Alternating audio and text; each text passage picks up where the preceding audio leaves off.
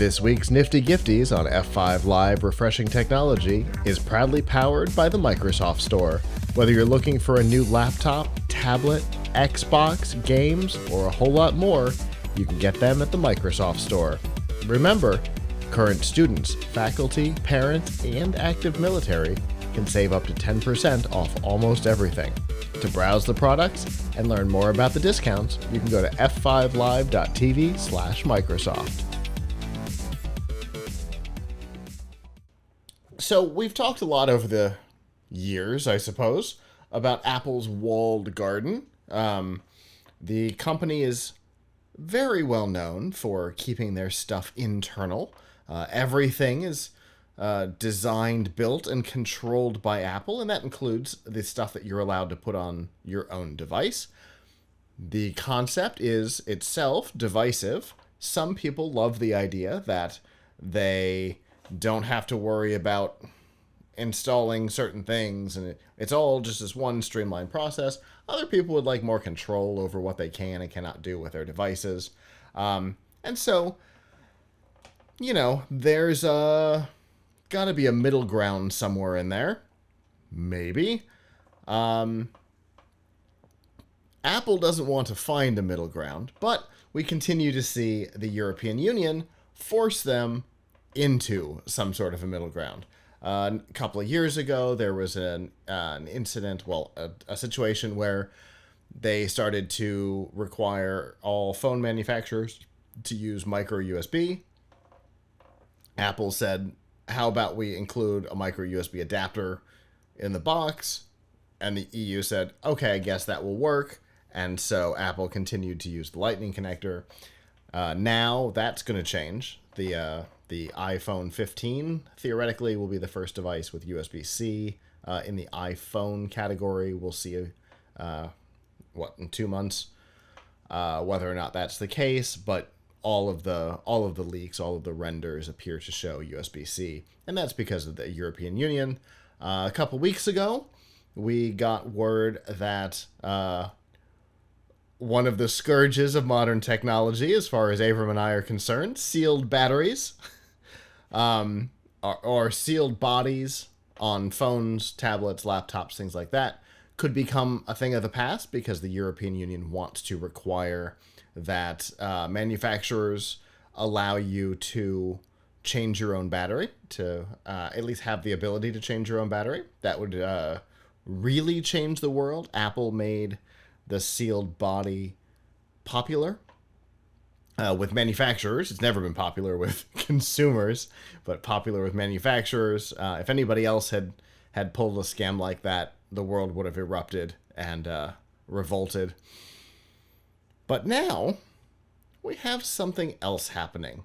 Again, coming out of the EU. There is some new legislation going on that will involve what they're calling gatekeepers. And gatekeepers will be required to follow different rules, different laws. And Apple has been confirmed to fall under the ruling of gatekeeper. And the end result of this could be Epic Games getting their way and allowing for third-party app stores on the iPhone and iPad. It's definitely an interesting move. We almost expected it to be the end result of the Epic lawsuit here in the US. It wasn't. The Biden administration did put out an executive order that didn't have any teeth and hasn't borne any fruit yet, looking into the idea of the walled garden, particularly of Apple. But here the EU's like, no, gatekeeper, here's how it's going to work. So if this happens, as it looks like it will, this is a massive, massive change to the ecosystem of iPhone and iPad. Not so much Mac, because you can install software from outside the App Store on the Mac, but not on any of their other devices. And under certain circumstances, we could see this applied to other devices. Within the Apple ecosystem, Apple TV might come under this. outside of the Apple ecosystem, things like Roku could come under this. It's definitely an interesting situation that has the potential to really change the landscape of mobile, Abram, right? Yeah, I mean, hopefully they get somewhere with this. I bet you after all the lawsuits, I mean, they're going to make Apple's going to make a point. Samsung is going to be also in agreement with this, and probably every phone maker. They don't want to go back to having removable batteries. They don't want to make it easy for you. I mean, their argument, which a lot of people probably agree with, is, oh, we can make the phone thinner if you can't remove the battery. So you will be harming the quality of the phone experience by having a spot to remove the battery. And I'm sure it probably does add, like, a centimeter or something to the phone. I was hoping Not I had one of my Nokias around here, because I've got a Lumia around here that's thinner than either of my current iPhones, and it can change the battery. I mean, I don't think it's like to me, it's not significant. We didn't really get a significant improvement in phone thinness or Mm-hmm. whatever. I mean, I get, but I all the years I've never quite under that we've been talking about this. I've never quite understood the point of, like, oh, my phone has to be razor thin and my laptop has to be razor thin. Like, it's an interesting parlor game. It's nice, Mm-hmm. but, like, what you really care about, I think, is that it doesn't weigh a lot and it fits Sure. in your pocket. Like, if it's a little bit thicker, like, who cares? Like, Look at the iPhone 11 and the iPhone 12. And this is going to be a problem for Apple if they want to make this argument. The iPhone 11 is thinner than the iPhone 12. It's going to be real hard for them to argue about thickness well, because they'll they say went that they've thicker. got a bigger camera or something. They have to Without do the it camera now, bump. Without the camera bump, the 11 is thinner than the right? 12. Maybe the CPU needs more heat dissipation. Yeah. I don't know. There's a lot of arguments that they could make, but I guess I The question guess is, will they hold water on that topic? Are they going to be able to argue it and well enough to fight the EU that really, honestly, once they make their mind up, they've made their mind up. right. Yeah, I mean, they might have a problem there. They But might have a problem there. for me, the thing that I find most interesting is the topic of the what's it called? The app stores. That I find super interesting. That they're actually interested in looking into the app store issue and potentially allowing for third parties, and not just allowing for, but seemingly requiring. Yeah, I mean, that's one where they're also going to get fought tooth and nail, but I hope that they stick to their guns, you know, Yeah, because it's something that I want, even as a as an Apple user. Granted, I've got devices all over the place, but as an iPhone user, I am legitimately interested in being able to use outside stores for a number of reasons, not the least of which is that the process of developing for Apple is a massive pain because of all of their hoops. if they could get rid of just Right. the hoops for developers, it would make me happy.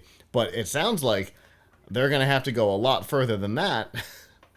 And, you know, that'll make me happy too. It'd be nice to be able to have, Epic Games or Microsoft have, game stores that if you've purchased it on your Xbox, then you can play it on your mobile device or whatever, Microsoft's whole idea of buy it once, play everywhere. PC, Xbox, Windows Phone at one point. That would give them that ability again. And I would love to see them have that ability again. Yeah, I mean, it's very annoying that, like you said, to have to go through everything that you have to go through to sideload, right? So Yeah, like it would be much easier. all the stuff that you know one of your colleagues and I deal with is the fact that Apple locks up. You've either got to have an enterprise account or use test flight to be able to distribute things privately. But test flight times out after 90 days. We're like, all right, well, maybe somebody else will make private distribution a possibility, and we just move on with our day, and everything's good. We don't have to fight all of the weird mechanics of Apple anymore. It would be wonderful. So, personally, I'm excited about this possibility. I know there are people, particularly, Mac heavy people, who might fight this, even though it wouldn't have any impact on them, unless you want it to, might still fight this. But I think from a consumer standpoint, this would be the most consumer friendly situation across the board. USB-C, more consumer friendly. Replaceable battery, more consumer friendly. Third-party app stores or side loading, however it, ends up working, more consumer friendly. So you don't have to use any of the features, but for those who would like to, it would be nice to be able to, because you spend a lot of money on one of these devices, and Apple still pretends like they own it, not you. And for me, that's the thing that annoys me the most. Yeah, it's extremely annoying. And they seem to think that it's their, they built a device and that just gives them um, unlimited right to do what they to control it. Unlimited power. Unlimited power. Yeah, So Apple, you're not He-Man. Uh, you're Apple, and it's my phone, not yours. So, uh, we'll see. The battery thing is, I think, further along than the gatekeeper processing, but we will definitely see how this goes with time. Hello, YouTube. Thanks for watching, and I hope you enjoyed this episode of F5 Live Refreshing Technology. If you did, please subscribe to the channel down below, and of course hit the notification bell, because we know that subscriptions don't mean much on YouTube anymore.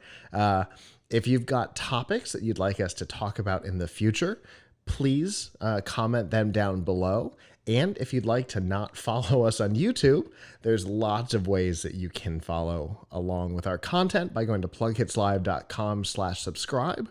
There you'll see all of our shows and all of the ways that you can watch, listen, and follow along.